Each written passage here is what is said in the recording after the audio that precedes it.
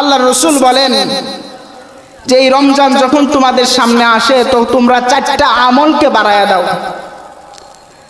2টা আমল আল্লাহর জন্য, আর 2টা কাজ, 2টা আমল তোমরা না করলে তোমাদের উপায় নাই।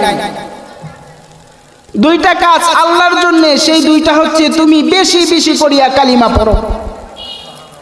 রমজান মাসে তোমার তাসবিহগুলোর মধ্যে কালিমার তাসবিহকে বাড়ায়া দাও। আল্লাহ রসুল বলেন যে ব্যক্তি ইখলাসের সাথে খালেস নিয়তে একবার কালিমা পড়বে আল্লাহ তার সমস্ত গুনাহকে মাফ করে দিবে। সুবহানাল্লাহ।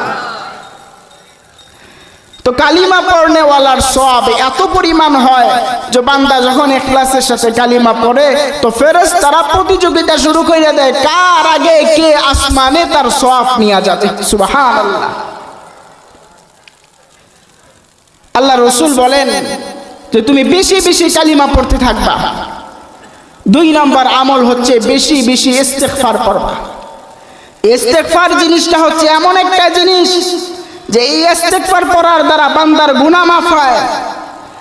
এই ইস্তেগফার পড়ার দ্বারা বান্দার মর্তবা উপরের দিকে উঠতে থাকে, বান্দা আল্লাহর প্রিয় হতে থাকে। এই ইস্তেগফার পড়ার দ্বারা বান্দার রিজিক বাড়তে থাকে। এই ইস্তেগফার পড়ার দ্বারা বান্দার সমস্ত বিপদ আপদ থেকে আল্লাহ বান্দাকে হেফাজত করে। এই জন্য বেশি বেশি রমজান মাসে ইস্তেগফার পড়া। আস্তাগফিরুল্লাহ রাব্বি মিন কুল্লি যামবিন ওয়া আতুবু ইলাইহি। আস্তাগফিরুল্লাহ রাব্বি মিন কুল্লি যামবিন ওয়া আতুবু ইলাইহি। এইভাবে বেশি বেশি ইস্তেগফার পড়া। আরেকটা জিনিস হচ্ছে বেশি বেশি আল্লাহর কাছে বলবা আল্লাহুম্মা ইন্নী আসআলুকাল জান্নাতা, ও আমার মালিক আমি তোমার কাছে জান্নাত চাই। যে জান্নাতটা তুমি বানায় রাখছো ওই জান্নাতের অধিকার আমাকে দাও।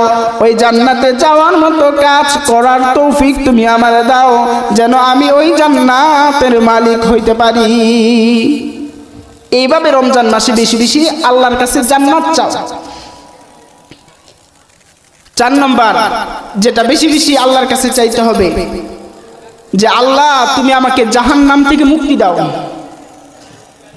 ওয়া নাউযু বিকা মিনান নার, ও আমার আল্লাহ জাহান্নামের আযাব থেকে তুমি আমারে বাঁচায়ো।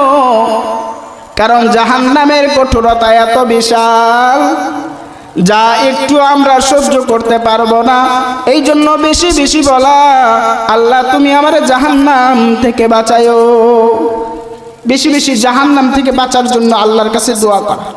এই 4টা